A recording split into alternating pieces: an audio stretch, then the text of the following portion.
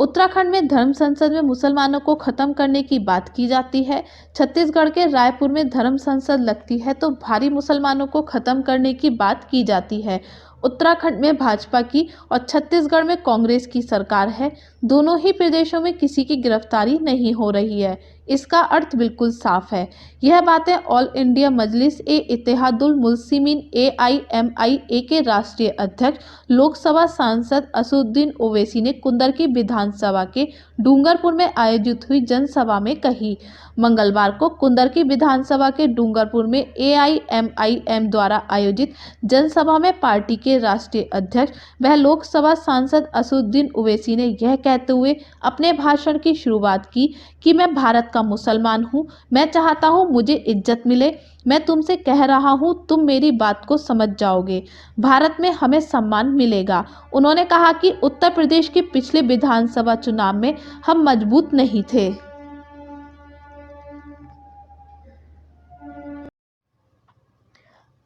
आपने पहले वोट दिया, आपका शुक्रिया, अब हम मजबूत हैं। उन्होंने कहा कि अन्य दलों के लोग कहते हैं कि ओवैसी भड़काऊ भाषण देता है, लेकिन मैं जिंदा हूं और जिंदा होने का सबूत देता हूं। मैं जालिम को जालिम कहूंगा। संविधान को बचाना भड़काऊ भाषण है तो मैं भाषण दूंगा। ओवैसी ने आगे कहा कि मुसलमानों के लिए खुलेआम बोला जाता है, इन्हें खत्म कर देना, मिटा दो। भाजपा पर निशाना साधते हुए उन्होंने कहा कि भाजपा ने 3 तलाक पर कहा था, मुस्लिम महिलाएं हमारी बहन हैं, यह सब दिखावा है। बीजेपी के IT सेल वाले मेरी वीडियो निकाल दें और फिर कहते हैं कि ओवैसी ने यह कहा था, ओवैसी ने वो कहा। असदुद्दीन ओवैसी ने कहा, योगी बाबा या अमित शाह या मोदी के बारे में कुछ लिख दें तो पुलिस पकड़कर उन्हें जेल में डाल देगी, लेकिन मुसलमानों के लिए कोई कुछ भी कह दे तो उन पर कोई कार्रवाई नहीं। मोदी, शाह और योगी की तो इज्जत है, उनका सम्मान है, मगर हमारी भी तो इज्जत है, हमारा भी सम्मान है। कुंदरकी विधानसभा में बसपा नेता हाफिज वारिस ने बसपा पर भेदभाव का आरोप लगाते हुए पार्टी छोड़ दी थी। AIMIM का दामन थाम लिया था। हाफिज वारिस कुंदरकी विधानसभा से मजलिस के प्रत्याशी माने जा रहे हैं। उन्होंने पार्टी से आवेदन किया है। शोषित वंचित सम्मेलन को संबोधित करते हुए असदुद्दीन ओवैसी ने कहा, विधानसभा में बीजेपी कहती है उत्तर प्रदेश में 33 लाख रोजगार की तलाश में है। कितना झूठ बोलते हैं। योगी मोदी मुरादाबाद में एक भी सरकारी विश्वविद्यालय नहीं है। अमित शाह कौन से विकास की बात करते हैं? अभी मुरादाबाद में आए थे, विकास की बात करके गए हैं। ये सरों का समुद्र देखकर आज एक चीज का तो एहसास हो गया है कि इंशाअल्लाह अब उत्तर प्रदेश मुरादाबाद में इंकलाब जरूर आएगा। ये गवाह है ये लोग कि इन्होंने मान लिया कि हम मजलिस इत्तेहादुल मुस्लिमीन का साथ देंगे और हमारे कायद बैरिस्टर असदुद्दीन ओवैसी साहब की ताकत को मजबूत करेंगे और पूरे उत्तर प्रदेश में देखा ये जा रहा है। उत्तर प्रदेश का चुनाव आया है, महीना भर बाकी है सिर्फ। तमाम मुख्तलिफ सियासत पार्टी अब तक के उम्मीदवार पड़ी। क्या वजह है कि मेरे कायद को 1400 किलोमीटर दूर से चल करके आपके दरमियान में उत्तर प्रदेश के एक एक गली कूचे जिले विधानसभा की खाक छानी मार रहे। मेरे कायद कि वो कौन सी तकलीफ है जिन्होंने इन्हें मजबूर किया दारुस्सलाम से बाहर निकलने के लिए। आज लोग हम पर इल्जाम लगाते हैं कि हम बीजेपी की भी टीम है, समाजवादी भी हमको बीजेपी की भी टीम कहती है। समाजवादी पार्टी के हमारे जो मुस्लिम भाई जो वहां पर चपरासी का काम करते हैं, सबसे ज्यादा हमें बदनाम करने वाले वही लोग हैं। हमारा कोई हिंदू भाई मजलिस इत्तेहादुल मुस्लिमीन या मेरे कायद को बीजेपी की बी टीम नहीं कहता, बल्कि मेरे एक दोस्त ने कहा कि अगर बैरिस्टर असदुद्दीन ओवैसी साहब का ताल्लुक हमारे समाज से होता तो हम बैरिस्टर असदुद्दीन ओवैसी साहब को भगवान बना करके पूछते। माहौल चल रहा है, पार्टियां मुसलमान को बेचने पे तुली हुई हैं। 22 से 23% मुसलमान उत्तर प्रदेश का, जिसमें के रिजर्वेशन का वादा किया था समाजवादी पार्टी ने, वो भी नहीं दिया। और समाजवादी पार्टी ने मुसलमान को सिर्फ और सिर्फ धोखा देने का काम किया है, और कांग्रेस पार्टी ने भी। इसलिए मैं संविधान पे चलने वाली पार्टी है, ताकि बिना संविधान के मजलिस नहीं चलती। हालात है कि शायर लिखता है कि दर्द इतने हैं कि सारा बदन है छलनी, जख्म इतने हैं सारा बदन है छलनी, दर्द बेचारा परेशान है कहां से उठे, दर्द बेचारा परेशान है कहां से उठे। एक बार नारे के लिए मैं कहूंगा, नारा लगाए मजलिस का, मजलिस इत्तेहादुल मुस्लिमीन जो हुसैन का दामन, मजलिस इत्तेहादुल मुस्लिमीन देश अध्यक्ष शौकत अली, नारे तकबीर, मजलिस इत्तेहादुल मुस्लिमीन, मजलिस इत्तेहादुल मुस्लिमीन। सोया है चौकीदार, चाय बेचने वाला पूरा भारत बेच रहा है, रेल बिक गई, सोया है चौकीदार। और साथियों, शायर ने लिखा है कि वो खजानों को रद्दी समझकर बेच डालेगा हुकूमत। हमने दे दी एक चाय बेचने वाले को, समझ लो भारत को वो चाय पत्ती समझकर बेच डालेगा, भारत को वो चाय पत्ती समझकर बेच डालेगा। और साथियों, नीम की लकड़ी को भी वो चंदन समझता है, बड़ा नादान है दिल्ली को जो लंदन समझता है। मेरे दोस्तों, आज माहौल को समझना पड़ेगा और वक्त को देखना पड़ेगा। सबसे अच्छी पार्टी अगर कोई है तो वो मजलिस है, मजलिस के अलावा कोई अब बनाएंगे। ओवैसी ने ये कहा, मैं भारत के प्रधानमंत्री को कहा हूं, मुझे संविधान में अख्तियार है, तुमको चमचागिरी करना है करो, मेरी बच्चियों की, मेरी बेटियों की इज्जत नहीं है। अल्लाह ने मुझे भी औलाद दी है, वो मेरी बेटी नहीं होगी मगर मेरी बेटी और बहन की तरह तो है। क्या हमारी इज्जत नहीं है? क्या हमारी बच्चों की फोटो डालकर उनकी बोली लगाई जाएगी? ये भारत में हो रहा है मेरे अजीज दोस्तों, पहली मर्तबा नहीं दूसरी मर्तबा।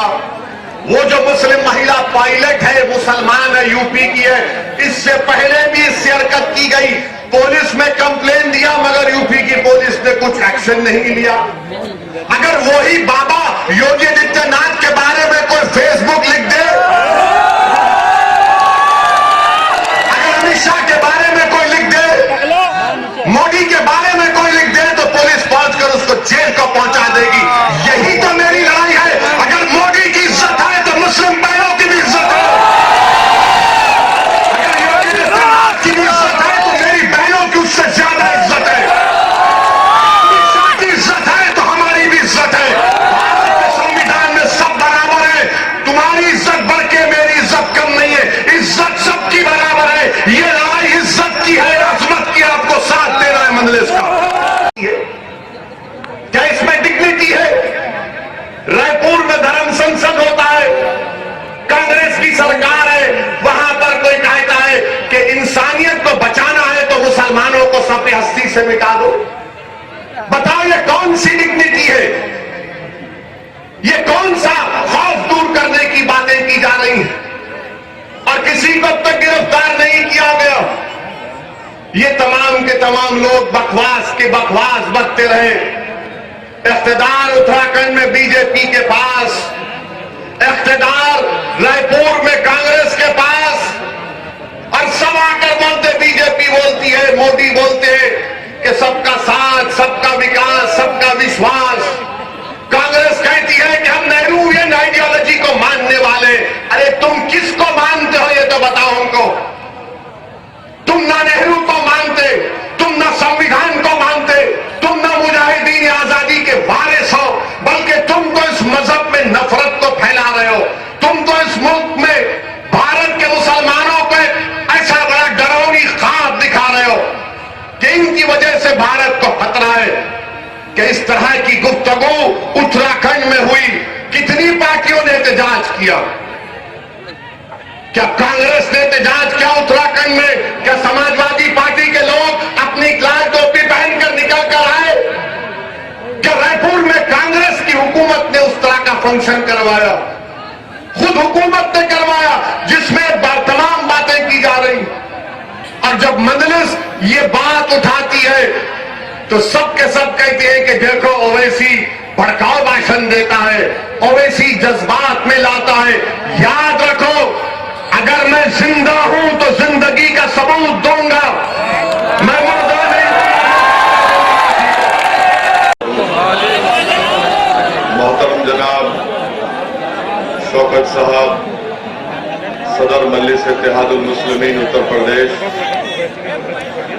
मोहतरम जनाब वारिस पठान साहब, साबिक़ रुकन असम्बली मुंबई, मोहतरम जनाब कलीम साहब, सदर दिल्ली प्रदेश मजलिस इत्तेहादुल मुस्लिमीन, शहनशीन मुदस्सिर फरमा जिला सदर एडवोकेट मोहित फरगानी साहब, हाफिज वारिस साहब, मंच पर शहनशीन पर तशरीफ फरमा हाजी गुलाम नबी साहब का बेहद शुक्रगुजार हूं कि आपने अपना कीमती वक्त निकालकर आज के मजलिस के इस जलसे में शिरकत की। आपने मुझसे कबल मजलिस के मौजूद कायदीन की तकारीर को सुना और उन तमाम ने आपको इस बात की तरफ मुतवज्जो किया कि उत्तर प्रदेश की सियासत में मजलिस यही चाहती है कि जिस तरीके से उत्तर प्रदेश में दीगर समाज के लोगों को उन्होंने अपने इत्तेहाद की ताकत के ऊपर उन्होंने मिलकर अपने एक नेता को बनाया, अपने उत्तर प्रदेश की सियासत में अपना हिस्सा मिला। आज मजलिस आपसे अपील करने कुंदरकी में आई है कि अगर आप मुत्तहिद रहेंगे और अपने वोट की अहमियत को समझेंगे तो यकीनन उत्तर प्रदेश की सियासत में एक नया इनकलाब लिखा जा सकता है और इंतखाबात में, विधानसभा के चुनाव में आप तमाम मिलकर एक नई तारीख को रकम करेंगे। मुझे खुशी है कि मैं दोबारा कुंदरकी को आया हूं। मैं आपका शुक्रिया भी अदा करना चाहता हूं कि 5 साल पहले आपने विधानसभा और असेंबली के इंतखाबात में मजलिस के उम्मीदवारों के हक में अपने वोट का इस्तेमाल किया। वो उस वक्त हमको कामयाबी नहीं मिली, मगर मेरा ये अखलाकी फरीजा है कि मैं आप तमाम का शुक्रिया अदा करूं कि आपने ऐसे वक्त में मजलिस का साथ किया जब मजलिस आज की तरह इतनी तंजीमी तौर पर हमारा संगठन उस वक्त बीजेपी खुली छूट देकर पूरे मुल्क में जहर फैलाने का काम कर रही है। मेरे अजीज दोस्तों और बुजुर्गों, अब तो हद ये हो गई कि 1 जनवरी के दिन मुसलमान बच्चियां, लड़कियां, हमारी बेटियां, हमारी बहनें जो जर्नलिस्ट हैं उनकी फोटो लगाकर उनका हर्राज किया गया। उनकी फोटो लगाकर ये तमाम के तमाम मुस्लिम लड़कियां एक से एक काबिल, पढ़ी लिखी है, शरीफ है, नेक है, सोम सलात के भी पाबंद है, मगर जब वो 16 जनवरी की पहली तारीख को उठकर देखती है तो पूरे सोशल मीडिया पर ये तमाम मुस्लिम महिलाओं की फोटो लगाकर कहा गया, ये लो, इसको खरीदो, ये बिकने के लिए तैयार है। बताओ जालिमों, क्या इसीलिए सरोजिनी नायडू ने इस मुल्क की आजादी में सर लिया था कि मुस्लिम लड़कियों की तुम तस्वीर लगाकर उनकी बोली लगाओगे, उनकी खरीदी की बोली लगाओगे? क्या वो किसी की बेटी नहीं है? क्या वो किसी की बहन नहीं है? किसी की बीवी नहीं है? किसी की मां नहीं है? अरे हद तो ये हो गई, हद तो ये हो गई कि वो जो बदायूं का बच्चा जो जेएनयू से गायब हो गया, उसकी 65 साल की मां की फोटो लगाकर बेजालिम बोल रहे हैं इसको बेचने तैयार है, खरीदो। नजीब की मां की तस्वीर लगाई गई। नरेंद्र मोदी, तुम झूठ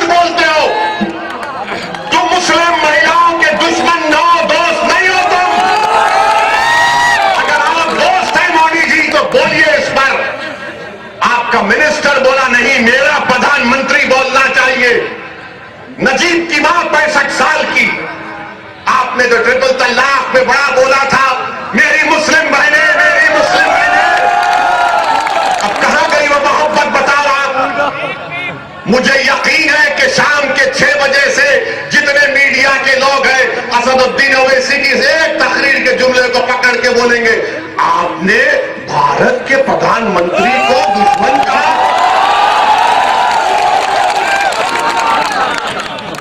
ये पूरे के पूरे पप्पा जी के बेटे हैं, कोई पकड़ेंगे देखना आप। मैं बोला इसलिए कि तुम चाहना ये बात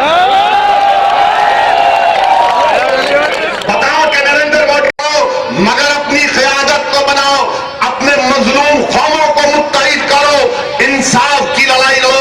ये काम मजलिस इत्तेहादुल मुस्लिमीन कर रही है। मेरे अजीज दोस्तों और बुजुर्गों, इन्हीं ख्वाबों को उनको पूरा करना है। मैं ये चाहता हूं कि मैं भारत का एक शहरी हूं, मैं मुसलमान हूं, मेरा मकसद एक ही है कि मुझे डिग्निटी मिले, मुझे इज्जत मिले, मुझे कोई खौफ ना हो अपनी जान का, मुझे कोई खौफ ना हो हमारी बेटियों का, मुझे कोई खौफ ना हो कि कल मेरे बेटे को किसी झूठे मुकदमे में डालकर जेल भिजा दिया जाए। मुझे ये उम्मीद हो कि मेरे बच्चों के लिए स्कूल मिलेगा। मुझे ये उम्मीद है, मुझे यकीन है कि हमको इन तमाम चीजों को हासिल करना है।